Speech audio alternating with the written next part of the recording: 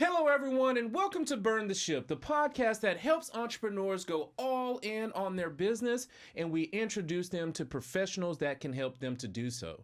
Today, we have a very special guest, Mr. Samir Black. How are you doing today? Yo, I'm doing well. How's it going? It's going on pretty good, man. It's been an exciting morning, and I can see it's only going to get better from here.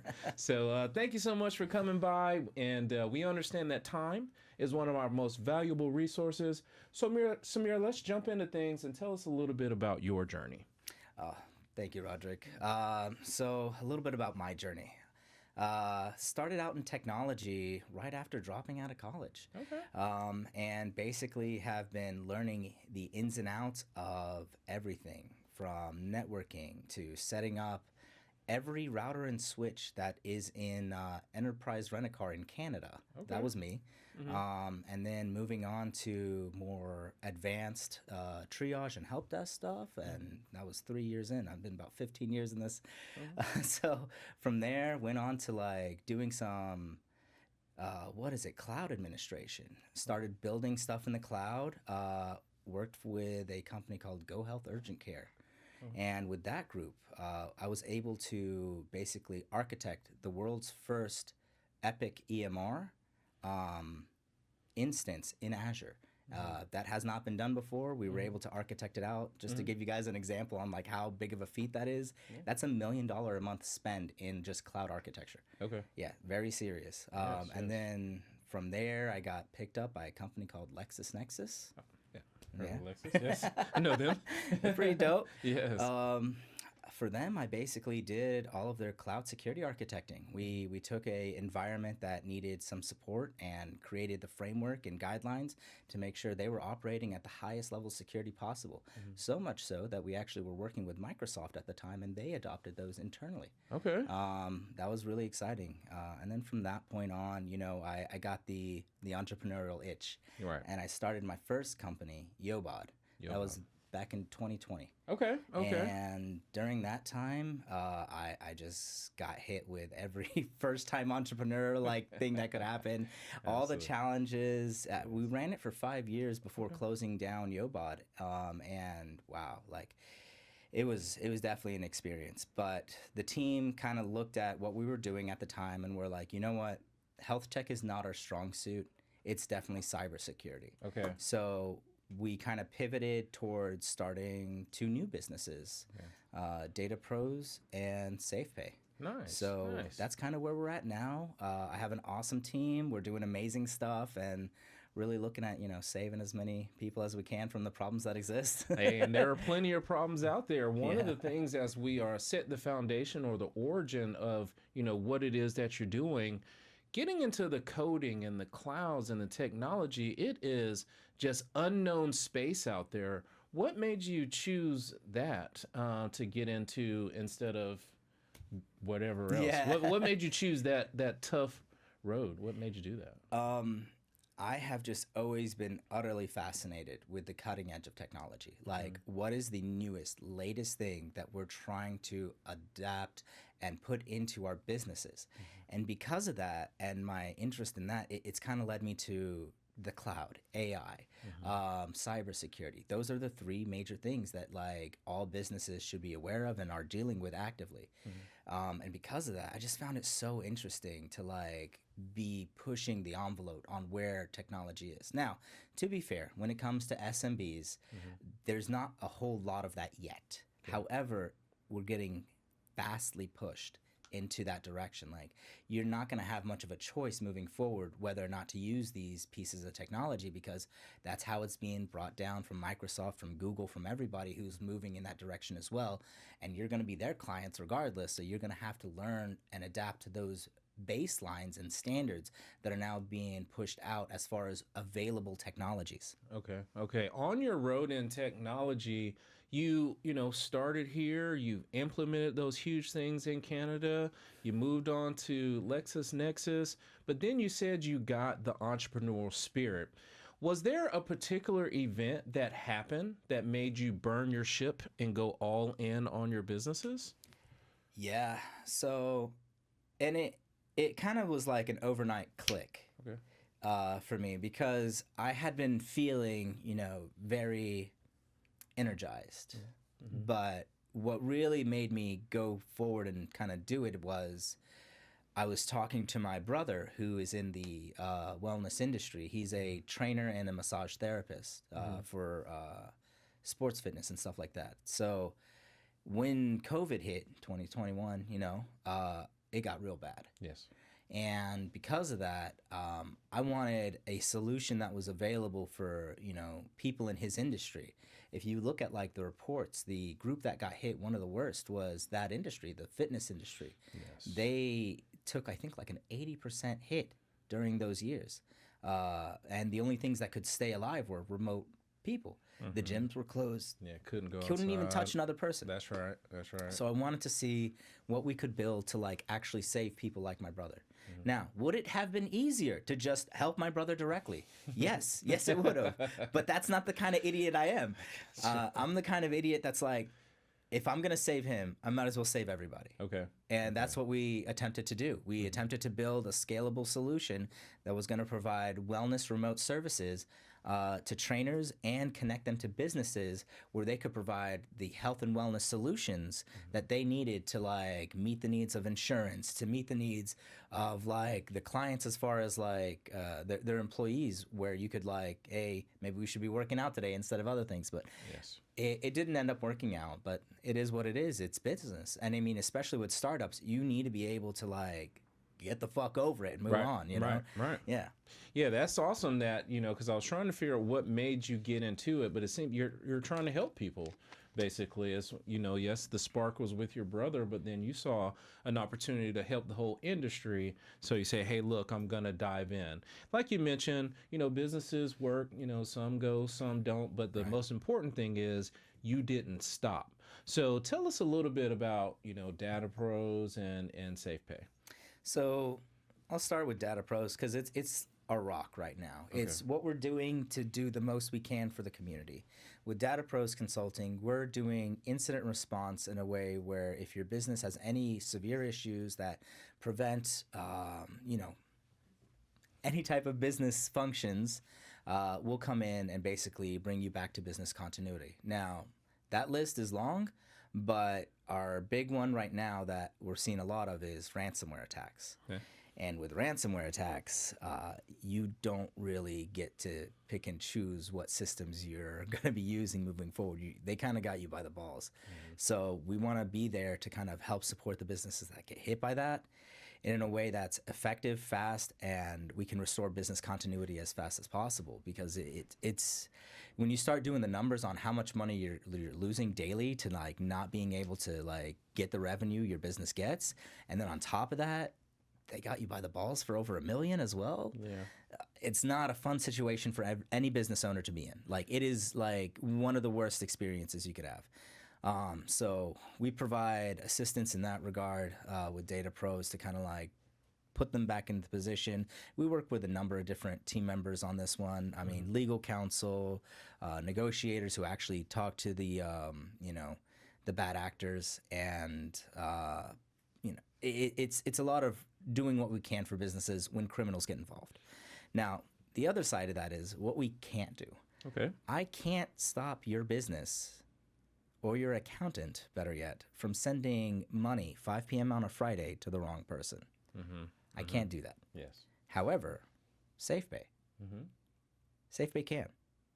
Now, how does SafePay do it? Well, we look at the routing and banking information, and we assess it with our KYC, KYB, that's Know Your Customer, Know Your Business database that we've partnered with. And this information is connected to banks. So it's a private data stream. It's very expensive.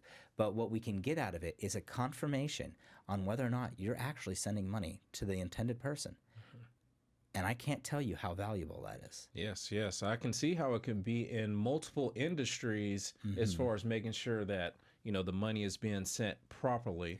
I want to take a step back and go back to Data Pros. Please. Now, for me as just a normal computer user, are there things that I can look out for not to click or not to do to possibly let them come in? You understand what I'm saying? I do understand, but here's the problem. That game on like phishing emails and stuff has gotten significantly more complex because of AI. Okay. Your traditional bad actors, as they existed previously, bro.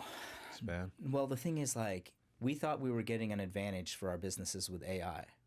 The criminals are getting way more of an advantage with AI than we are. Okay. Let's just be real. Okay. We are not winning the war on AI. We're losing it to criminals because what they're doing is they're taking these open source large language models, like the one that just got released by NVIDIA, and they're internalizing it and they're removing any type of like ethics behind it. Oh, man. So because of that, they're able to ask things like, hey, I've been able to take this email from XYZ company. Can you please mock it up, make it look exactly like theirs, and have them request this change? Goodness gracious. And then you send it out. Now, depending on what type of email security they may or may not have, they could send it out as a existing employee. Okay. So now you have a well-worded email that's coming from somebody you know.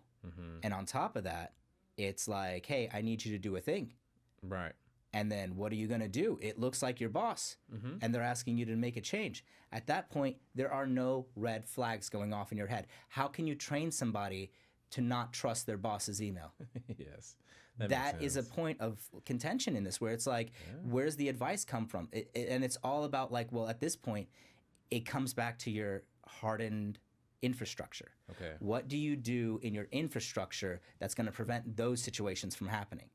That's kind of where it comes back to. Before, it's like, okay, let's talk about training for spoofing, training for phishing, all these things that like we can provide information for to our employees who aren't cybersecurity, efficient, but like to bring them up to a certain level. But that's gone now. Okay. That is because the thing is like now it's such an elite level attack, and that's coming from the most basic people now. Before, you could be like, well, this is obviously misspelled. I'm not going to trust this Nigerian prince. Like all the goofy stuff that we've dealt with like 90s, early 2000s. That doesn't exist anymore. Now it's extremely well crafted. They have the power of AI on their side. And it's really more so a battle of like mitigation. Okay. Let's worry about the things that can happen if we don't have these pieces in place. Okay. Okay. And you're helping, of course, with the negotiation after it has happened. Do you have tools, the preventative tools as well? So preventative is more so of a effort on infrastructure. Okay. Now, preventative tools, the only thing that I can think of in that regard is like tooling that would come in and do an audit. Okay. Let's figure out where your infrastructure currently exists at. Let's see where your holes are, what maybe you need more software or, different types of things. But like, it's more important to identify your gaps because the thing is, what I come in and do and tell people is like, here's what we need to deal with first. And it's your low-hanging fruit. Yeah. Because when bad actors go and try and figure out like, well, who do we want to attack? They're going after specific pieces of technology with vulnerabilities that exist, right? Like your firewalls, the endpoints that they know they can talk to, right? Yes. Now, at that point, they're like, ping, hey, everybody, let me get your version numbers. So they're pinging everybody in the world. Who's got this and what version number do you have with it? They're going to get that back and they're going to get a list and they're going to like, okay, so we know we can hit this group of people with this type of attack because it's a CVE. What is it? I can't remember the acronym for CVE. Anyways. Okay. But yeah. That's fine. That's all good. But oh no, it's a critical vulnerability something. Anyways. Yes.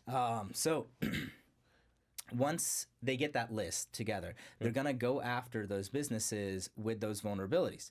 And that is their entry into there. At that point, they're like, okay, we have a good grasp. This is an unmanaged piece of equipment. We know it has this vulnerability, and that's when things get bad for businesses. It's over. It's over because they're in. And the thing is, they don't come in during regular business hours where you could notice the problems. They're coming in during 1 to 5 a.m. when they know you're not there. They're very time zone conscious and they're aware where your business is located. Not only that, this is the worst part, they know your revenue because it's online. A lot of the times, and this is where you can tell between a bad actor that's like very green and new and like a really good bad actor with like reputation and renown. If this little dude is asking for 10K and your business is doing, 10 to 20, maybe even 50 million in revenue, This guy has no idea what he's doing. It's best to just rebuild your environment and not pay them because they probably can't undo the encryption. Okay. Themselves. Exactly. Okay. Yeah. Okay. Those guys aren't worth it. Okay. Never pay those guys. The guys that are doing 1.5 million, like they've done their due diligence, they know what the revenue is. You need to take them a lot more seriously because they're ready to ruin your reputation and do a lot of stuff. So there's a lot of things where you need to make sure that you have a good cyber lawyer to be able to provide you the right legal counsel. While we can help you and advise your cyber lawyer on the current situation, a lot of pieces that happen during a ransomware event, like it's more than just us. Okay. And yeah, it becomes a real ordeal. You need to quantify your loss. Is it worth paying the ransom? Can we rebuild you? Can you pay? Can you not pay the ransom but afford to pay the legal repercussions of your current situation? And then it's like we got to get the FBI involved. We got to get like everybody involved and just make all these reports. Because I mean, there's also another situation where like, if you want to pay, we need to check to see if it's even legally allowed for you to pay. Oh, okay. Because certain countries you can't pay ransom for. Oh, okay. Russia being one of them, stuff like that. But like because of that, we're in like a lot of interesting situations where we can't necessarily actually expose this bit of information. Yes. Well, that part is fine. You know, I understand what you're dealing with. You're dealing with financials, a lot of security. Yeah. You know, so there's certain things you want to keep behind the curtain there. Tell me a little bit about the ideal client. Now, you were talking about revenue. Is your ideal client surrounded by revenue, or anyone on the web is your client? Tell me about the client that you want to get in contact with. The client that we want to get in contact with for SafePay right now specifically, we're going after manufacturing companies. Okay. Now, manufacturing can range from a lot of different numbers, but to provide the most value, because we know where these guys are attacking, it's going to be in the, let's say, 10 to 100 million in revenue range. Okay. Because those are the ones that are doing all right. They just started what they're doing, and they basically have year after year traction for the business. Okay. The problem is those are the guys that are heavily targeted by these bad actor groups. And those are the ones that we can provide the most help with upfront, if possible, to get them in a good situation. But however, anyone is more than welcome to call us for a ransomware attack. We are a little bit expensive, which is why it makes sense for those mid-market companies to be able to utilize us in emergency situations. Yes. But what we're trying to do, what we would love to do, because we care about American commerce, is we want to help before the incident happens. Here's the reality, man.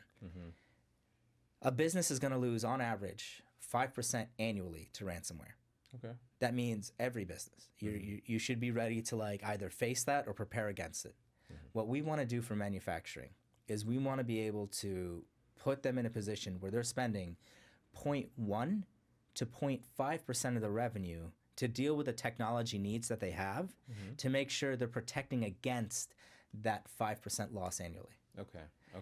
Now, how do we do that? We do that with one being their kind of like fractional CTO, CISO, getting the real understanding of their business, and then aligning them with an MSP, an MSSP, that is a managed service provider and managed security service provider, as well as allocating and helping them understand the project work they need for the next few years to come. We put them on a security journey. Yes. That security journey is something that is the most valuable thing you could get started on today, right?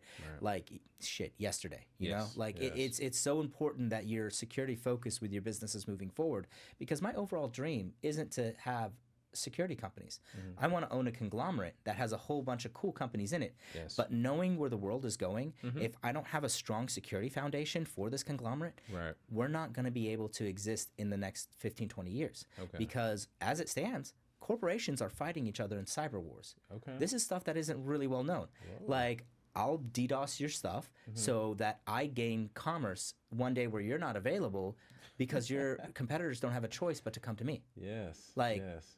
That's a real thing, dude. I see. And I like, see. if we're going into that world, Yeah. I want to have a baseline in the best security possible to be able to not only repel, but fight against the bad actors that are attacking me. Yeah, that makes a lot of sense. I didn't think about that particular point, but you've done a great job of creating the framework of what it is that you do, who's an ideal client to put in front of you. As you know, we met during networking, so we're out and about talking to different networkers, and it's a high probability that I'll come across what we call a referral partner, maybe not that target client first.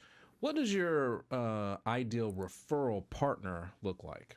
That would be two types of groups. Okay. That's going to be cyber lawyers, Okay. ones that deal with like incidents like this where they need someone to kind of come talk to them about these situations. Now, why they're amazing is cyber lawyers, while they'll help you navigate these waters, they're not fixing your environment. And we had a situation where we had a ransomware event, and we were working with a cyber lawyer group, and they brought in a ransomware negotiator. That ransomware negotiator had 3 other clients besides us that they were working with. Okay. Here's the difference between us and those 3 clients. They were each paying more than $1.5 million to the ransomware guys, the bad actors. Yes.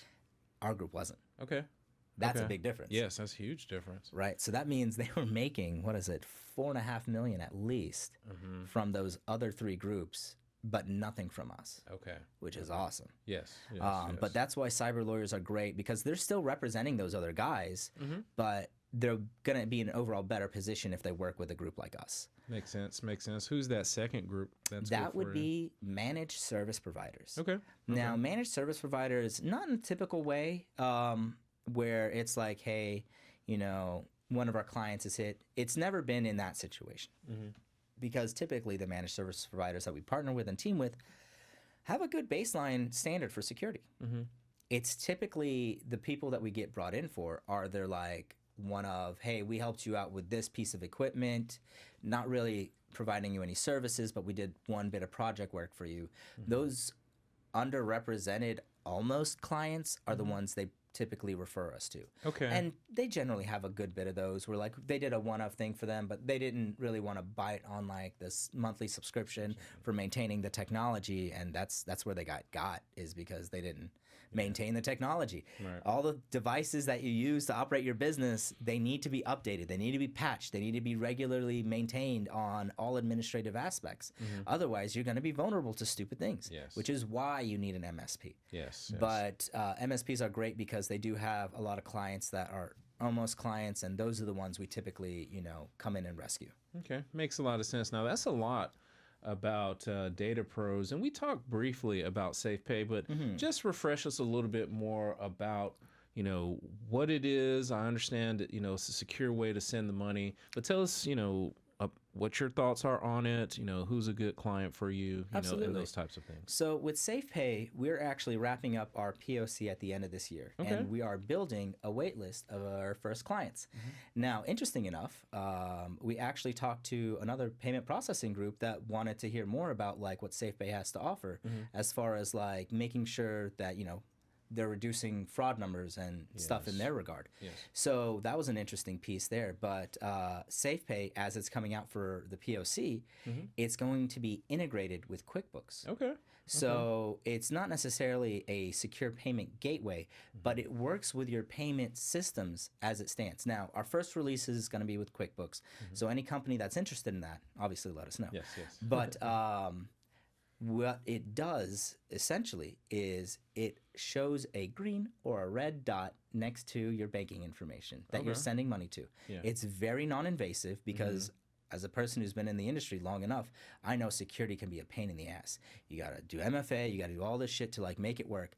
We want to integrate in a way where technology is seamlessly working and you are feeling it the least amount, but it's doing the most it can to prevent problems. Okay. So what it does in that sense is it'll look at the payment information that you're about to send out with through QuickBooks and be like, hey, this does not look good. What we're going to do in that regard is we're going to measure against a few different things. Going to actually see if there's any association with that bank account and the actual contact information. That's the first thing we do. Then we look at the bank information in the sense of like, how long has this bank been open or this account has been open? Has it been open for 3 months? that's a red flag. Yeah. That looks like it's been used for scams. Are there any hits on that bank account that like we need to be aware of? So we're looking at a lot of data that banks are giving us as far as what we're doing.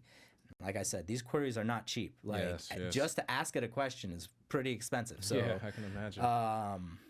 but once it's run, it will let you know exactly who you're sending money to. It'll give you a grade. And on top of that, we're building administrative pieces to it where even if your accountant doesn't see the green or red dot, if it's a red dot, it will not allow them to send the money out without further administrative involvement. Yeah. Now, why is that important? Because a lot of companies do not have one, cybersecurity, let alone financial controls to prevent things like this from happening. Right. When you get requested by a customer that you've been regular doing business with, hey, I need you to switch this account. Here's what we're doing. And then send over the 90K or whatever it is, right? That's just business as usual. Who's going to flag that to be anything that it's not? Yeah, yeah, yeah, because it's normal. It's normal. It's what we do all the time. Now, what happens when you're about to send that money and you see a red dot? You start to question shit. That is right. You start to question, was this a real email? You start doing a bit more investigation. You make phone calls. You stop the process at the end.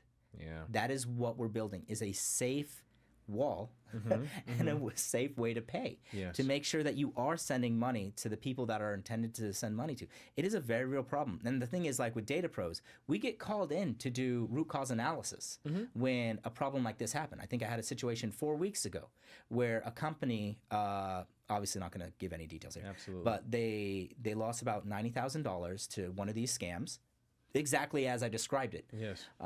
And in that situation, they can't do anything. They're boned. And they're not just losing 90K. They're losing more. Okay.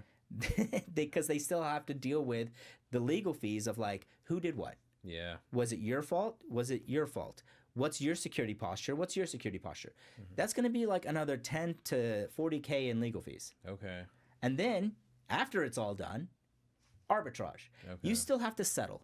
And at the point when you settle, one of the parties who's not at fault has to provide half of the payment as settlement for this ordeal. Yeah. And then at that point, you can go back to doing your B2B transactions as normal. So that 90K will effectively cost you closer to 200. Yeah, I see that. I see how the price can get up there because ultimately, in my mind, as you were sharing the story, the 90,000 still has to get paid or some sort or something towards that. Now, I've heard about these problems when it comes to mortgages or if I am doing a closing and I got to send my money to it. Now I've seen where the attorney makes it super secure. They don't just send you a piece of paper anymore. Right. So they're doing what we would call financial controls. Okay. So they're exercising financial controls to confirm and actually go through certain steps that's going to make it more secure to make sure the money's going to where it's supposed to. Like I said, these are just efforts to make things more secure, not necessarily foolproof. There are ways that if someone, however they got in, was able to get information or get access to the emails that are happening about the transaction itself, they can get in between man-in-the-middle attack and basically just say, instead of this account, well, you're looking at these emails, I'm going to send one that looks exactly like this. That's going to be defined in your inbox. That's going to show up as the same email. Oh, man. And then at that point, it's like, you don't know what to trust. And then you put that banking information in. Yeah. Then they got it. And then they got it. They got it from there. Yes. Man, that's a tough one right there. Now, I can tell, already know you've probably forgotten more than I will ever learn about this particular industry. And I wanted you to talk briefly about some of those skills that you have acquired and nurtured over time dealing in your different experiences. Do you mind sharing with the audience a few of those skills you've acquired? Absolutely. And I think the biggest, most important one that I've cultivated over time is understanding a business's direct needs with technology. Okay. It is not easy to actually know what a business needs for technology. I've worked with almost every vertical: medical, manufacturing, transportation, legal. And from what I've noticed is all of them seem to have more problems than they have working technology. Okay. And what we want to call that here is tech debt. Okay. And every company has tech debt. And what I've been able to cultivate, which, like I keep saying, is the most valuable thing that I know, Mm-hmm. is how to navigate your tech debt to a point where you're dealing with your low hanging fruit. You're dealing with the problems that are getting in the way of like processes and like revenue, really. Mm-hmm. And you're dealing with the things that are actually costing you too much money that you're not even aware of that you don't need. Gotcha. So Gotcha. that is the one skill that I've been able to cultivate that has the highest value to most businesses. Now, other cool things that I know how to navigate Azure in a way that like probably 1% of people in the United States know. Yes. I know how to like basically do cool architecture and things like that, run a business, operate, things in that regard as far as like being an entrepreneur. I guess serial entrepreneur now. Serial entrepreneur, multiple But like, businesses. yeah. But like none of those things to me are as valuable as steering a company straight. Okay. Because it's cool to do all that stuff, but the thing is like maybe only like 1% or maybe like we'll say the Fortune 500 can utilize the full extent of my skill set. Okay, I got you. But everyone else, I think as far as like population wise, the real value is like what can you do for my business to like make it smarter? Okay. What can you do for my business to make it less vulnerable? What can you do for my business to make it more cost effective? Okay. Those are the buckets that I really feel like my skill set has navigated me to really help companies in that regard. Excellent, man. I definitely appreciate you sharing that because we've talked a lot about the zeros and the ones. Yeah. That coding. I know we've talked a lot about it, a lot about business, about making sure your business is secure. Now, let's just say you have gotten the businesses prepped as best as you can and you're ready to help them when something happens because we know it's not if, it's when. It is when. And you have a little bit more time because Safe Pay is rolling and all those payments are secured. What would Samir do with his time outside of the coding? The next thing. Like I said, I'm building a conglomerate. I'm not Okay. trying to like stop anytime soon. Okay. The next thing would be working on the hedge fund. Okay. Okay. I actually went to school for trading. I know how to trade every asset class. Okay. Options, futures, stocks, all of them. Okay. And the thing is, I would have dove into that immediately if I didn't care about the community I was a part of. Okay. Okay. Trading is just taking money from another person. Mm-hmm. I'm just being real. Okay. Okay. But like, I don't want to live that life, and I don't want to have that kind of like conscious and mentality. I'd rather build solutions that help people, like genuinely help people, before I hyper focus my time and effort on just money. Okay. So that's also a lot of like why we're choosing to do this after Data Pros and SafePay. Okay. But after the hedge fund, probably some defense stuff and some other cool things as well. This man here is all about the business. I've talked to so many entrepreneurs, and they're talking about they're going traveling, they're going to knit. This dude said, I'm going to continue with business, but most importantly, surrounded by helping people. Oh, absolutely. So that is a huge key for the entrepreneurs that are watching today to hear from you. Now, as I talk about them hearing from you, what is the best way for business owners or people watching the show to get in contact with you to learn more about those security products that you have, and if they want to talk more about the skills you shared today? Absolutely. First things first, don't call me. I'm not going to answer. It's a security problem. Unless you're a saved contact, there's no reason. LinkedIn is a great way to get in contact with me. Okay. Connect with me on LinkedIn, Samir Black. I have a cool little AI face thing. Okay. Email is another amazing way. Samir at dataprosconsulting.com. That's a fantastic way to get in contact with me.